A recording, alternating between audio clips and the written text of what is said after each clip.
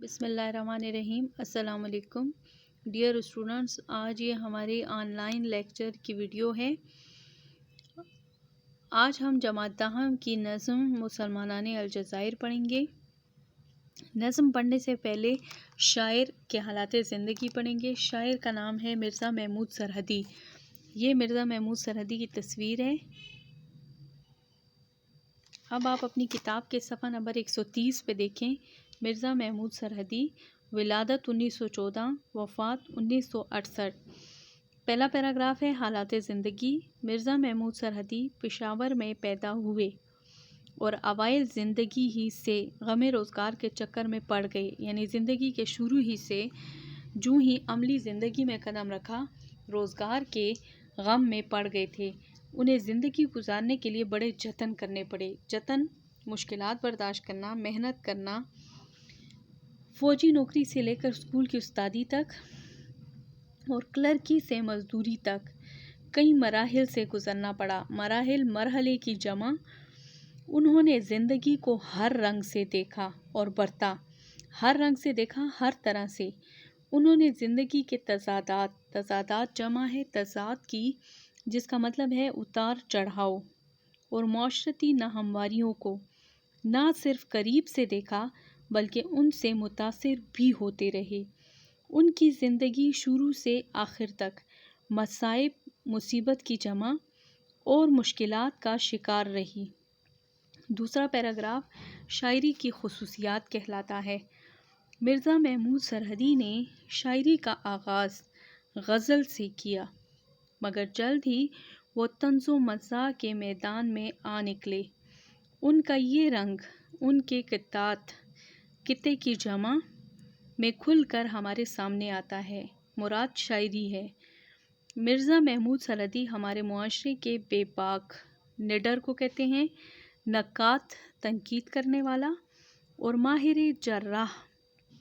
جراح جو ہے وہ سرجری کرنے والے کو کہتے ہیں۔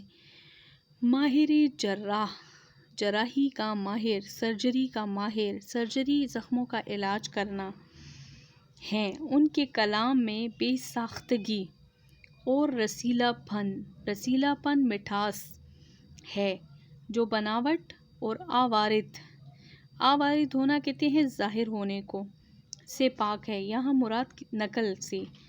انہوں نے اکبر آبادی، مشہور طنز و مزاح نگار شاعر کے طنزیہ اور مزاحیہ انداز کی تقلید کی ہے۔ تقلید کرنا، پیروی کرنا، اور اسی وجہ سے انہیں اکبر سرحد کہا جاتا ہے۔ اکبر سرحد لفظ جو ہے وہ قواعد کی روح سے مرکب توصیفی ہے۔ سرحد کا اکبر۔ اردو کے طنز نگار اور مزاح گو شاعروں میں، اور یہ مرکب اضافی ہے اکبر سرحد، کیونکہ اس کے نیچے زیر آیا ہے سرحد کا اکبر۔ مزاح گو شاعروں میں انہیں ایک منفرد مقام حاصل ہے۔ اردو کے جتنے بھی طنز نگار اور مزاح گو شاعر ہیں ان سب میں مرزا محمود سرحدی کو ایک الگ مقام، ایک منفرد حیثیت حاصل ہے۔ تصانیف کے نام لکھے ہوئے ہیں: اندیشہ شہر، سنگینے۔ اب آتے ہیں نظم کی طرف۔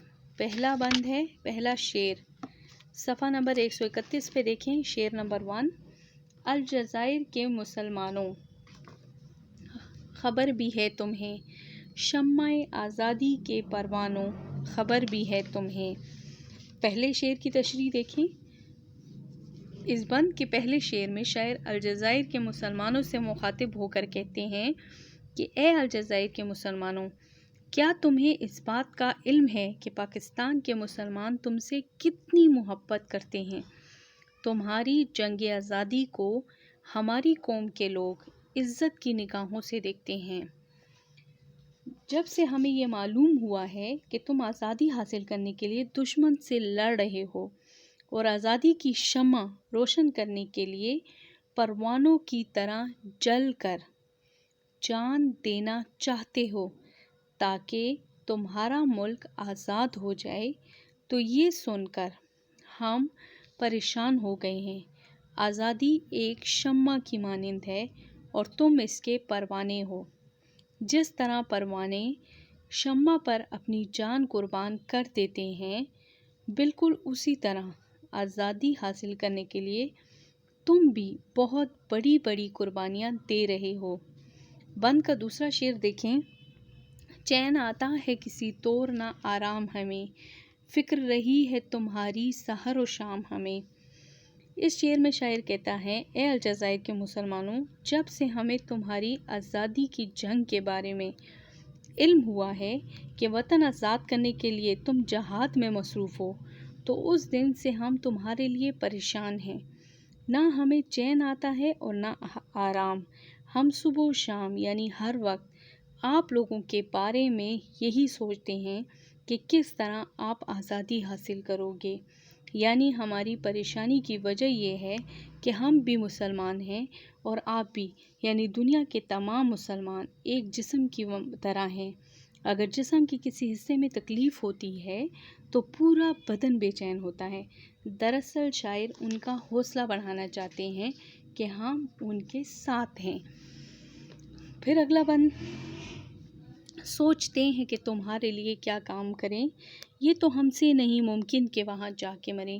اب یہاں پہ شاعر کہنا چاہ رہا ہے کہ ہم یہی سوچ رہے ہیں، اسی فکر میں ہیں کہ اے الجزائر کے مسلمانوں، ہم تمہارے لیے کیا ایسا کریں کہ ہم تمہاری کس طریقے سے مدد کریں۔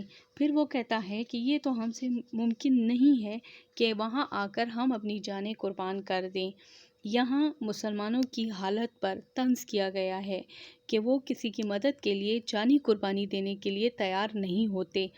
مالی امداد میں سچ ہے بڑے مشہور ہیں ہم، لیکن اب ٹیکس ہی اتنے ہیں کہ مجبور ہیں ہم۔